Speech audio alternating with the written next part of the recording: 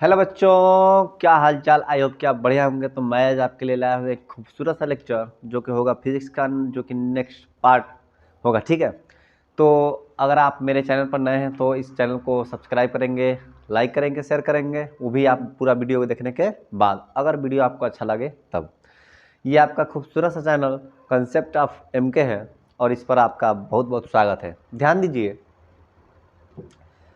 हम लोग इससे पिछले वीडियो में कुछ चर्चाएं की थी कि चालक क्या होता है, अचालक क्या होता है और अर्धचालक क्या होता है।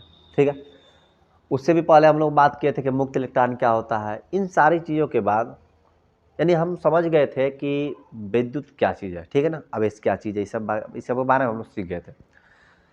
तो हम लोग क्या करेंगे कि विद्युत ऊर्जा, ध्यान दीजिएगा, करेंगे विद्युत ऊर्जा के स्रोत। तो सबसे पहले हम लोग विद्युत कहाँ से प्राप्त करेंगे, ये सब चीज़ हम लोग क्या करेंगे, सीखेंगे। इसमें आप 4-5 को याद रखिएगा, एग्जाम के लिए बहुत महत्वपूर्ण है। ठीक है, तो विद्युत ऊर्जा हम लोग कहाँ से प्राप्त कर सकते हैं, तो हम लोग जहाँ तक देखते हैं आमतौर पे कि सबसे पहले आता है सौर सेल। ठीक है, लेकिन मैं इसलिए लिख दिया हूँ ना ताकि आराम से केवल समझाना रहेगा। ठीक है ना, सबसे पहले आता है सौर सेल।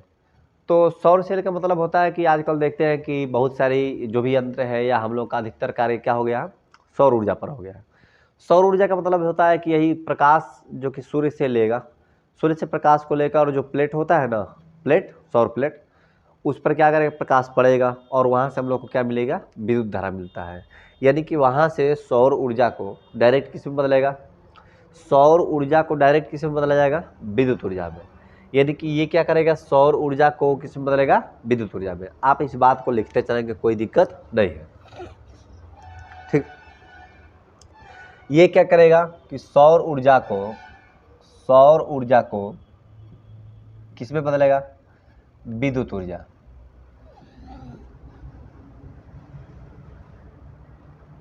ठीक है ना, सौर ऊर्जा किस में बदलेगा, विद्युत ऊर्जा। अगला आता है जल ऊर्जा।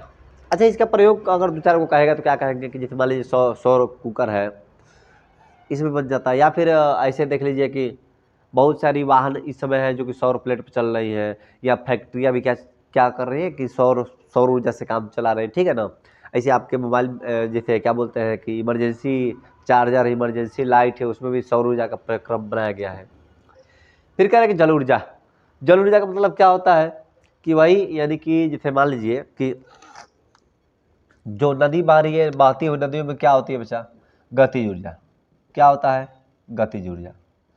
बहती हुई नदी का जो जल है उसमें क्या होगा, गतिज ऊर्जा। और गतिज ऊर्जाओं को हम लोग क्या करते हैं ना कि जैसे नदियों को, यानी कि बांध बनाकर क्या करते हैं, उसकी जल को रोक देते हैं। और जब हम लोग जल को रोक देते हैं तो उस समय क्या होता है कि जल जब रुक जाएगा तो वहाँ पर क्या होगा, स्थितिज ऊर्जा। क्या होगा, स्थितिज ऊर्जा। और स्थितिज ऊर्जा से, यानी कि जब जल ऐसे रुका हुआ है तो वहाँ से अब जब जल ना टरबाइन पर गिराया जाएगा। टरबाइन क्या होगा, बड़ा बड़ा पत्थर होगा, यानी पत्ती होगा इसे घूमने वाला।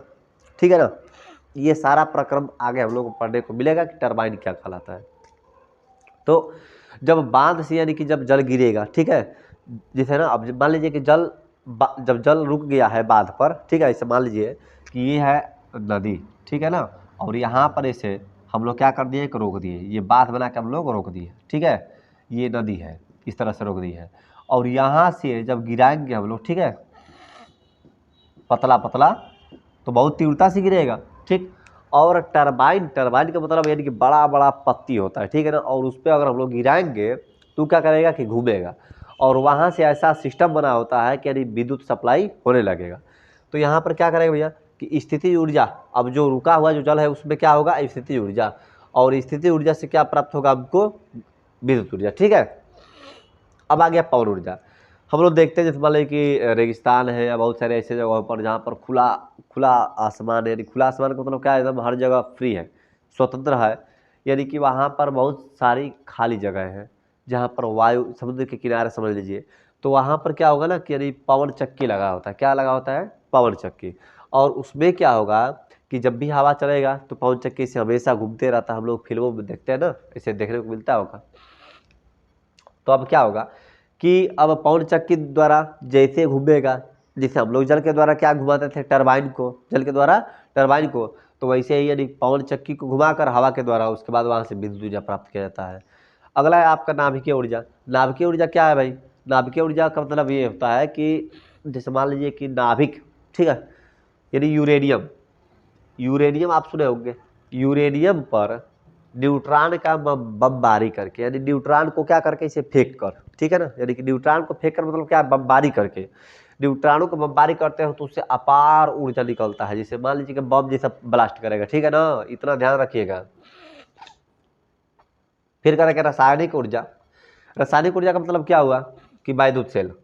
विद्युत सेल यानी कि जो भी हम लोग को देखते हैं, बचपन में आता था डिपो, अरे देखते थे ना डिपो या एवरीडे, बहुत सारे ऐसे जो टार्च में लगाता था, तो वही है कि रासायनिक ऊर्जा यानी उसमें था। और उसके बाद क्या हुआ, उससे हम लोग लाइट प्राप्त करते थे, यानी कि विद्युत प्राप्त कर सकते थे। अगला है यांत्रिक ऊर्जा। अगला है आपका यांत्रिक ऊर्जा। यांत्रिक ऊर्जा यानी कि कैसे होगा, तो वैद्युत जनित्र अथवा डायनमो से, वैद्युत जनित्र अथवा डायनमो से। अब क्या होगा कि ये आपका ऐसा आगे पढ़ने को मिलेगा कि विद्युत चुंबकीय प्रेरण, ठीक है ना, क्या मिलेगा, विद्युत चुंबकीय प्रेरण। तो उसमें क्या होगा ना कि ये यांत्रिक ऊर्जा यानी कि जो जनरेटर हम लोग देखते हैं, ठीक है, तो चलता है तो भाई वहाँ से विद्युत निकलता है, यानी यांत्रिक ऊर्जा से हम लोग क्या प्राप्त करेंगे, विद्युत ऊर्जा, जो कि उस यंत्र का क्या नाम होता है, तो विद्युत जनित्र अथवा उसी को कहते हैं डायनमो। अब देखिए नेक्स्ट है आपका प्रकाश वैद्युत सेल। प्रकाश वैद्युत सेल जैसे मान लीजिए सीजियम है,